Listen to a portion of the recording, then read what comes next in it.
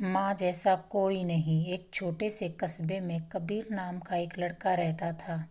बचपन में ही पिता की मृत्यु हो जाने के कारण परिवार की आर्थिक स्थिति बड़ी दयनीय थी। कबीर की माँ कुछ पढ़ी लिखी जरूर थी, लेकिन उतनी पढ़ाई से नौकरी कहाँ मिलने वाली थी। सो घर घर बर्तन मांज कर और सिलाई बुनाई का काम करके किसी तरह अपने बच्चे को पढ़ा लिखा रही थी।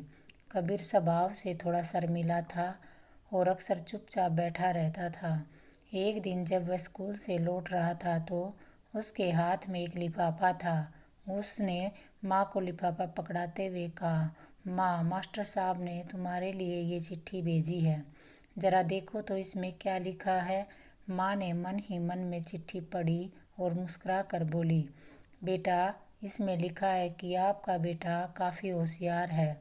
इस स्कूल में बाकी बच्चों की तुलना में इसका दिमाग बहुत तेज है और हमारे पास इसे पढ़ाने लायक शिक्षक नहीं है, इसलिए कल से आप इसे किसी और स्कूल में भेजें।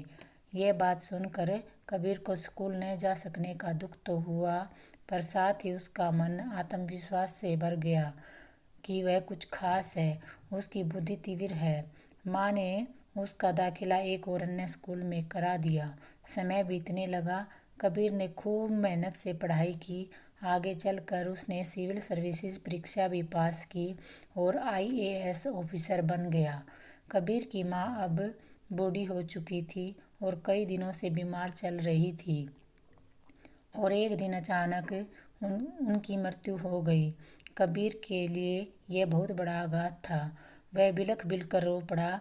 उसने समझ नहीं आ रहा था कि अब वह अपनी माँ के बिना कैसे जिएगा। रोते रोते ही उसने माँ की पुरानी अलमारी खोली और हाथ में उनकी माला, चश्मा और अन्य वस्तुएं लेकर चूमने लगा।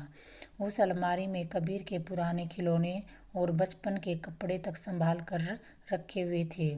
कबीर एक एक करके सारी चीज़ें निकालने लगा और तभी उसकी नज़र एक पुरानी चिट्ठी पर पड़ी।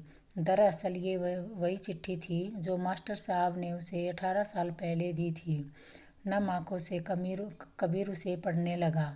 आदरणीय अभिभावक, आपको बताते हुए हमें अफसोस हो रहा है कि आपका बेटा कबीर पढ़ाई में बेहद कमज़ोर है और खेल कूद में भी भाग नहीं लेता है। जान पड़ता है कि उम्र के हिसाब से कबीर की बुद्धि विकसित नहीं हो पाई है, अतः हम उसे अपने विद्यालय में पढ़ाने में असमर्थ हैं। आपसे निवेदन है कि कबीर का दाखिला किसी मंदबुद्धि विद्यालय में करवाएं अथवा खुद घर पर रख कर पढ़ाएं। सादर प्रिंसिपल। कबीर जानता था कि भले ही अब उसकी माँ इस दुनिया में नहीं रही, पर वो जहाँ भी रहे उनकी ममता और आशीर्वाद सदा उस पर बना रहेगा। दोस्तों, भगवान सभी जगह नहीं हो सकते, इसलिए उन्होंने माएँ बनाई हैं। माँ से बढ़कर त्याग और तपस्या की मूर्त भला और कौन हो सकता है।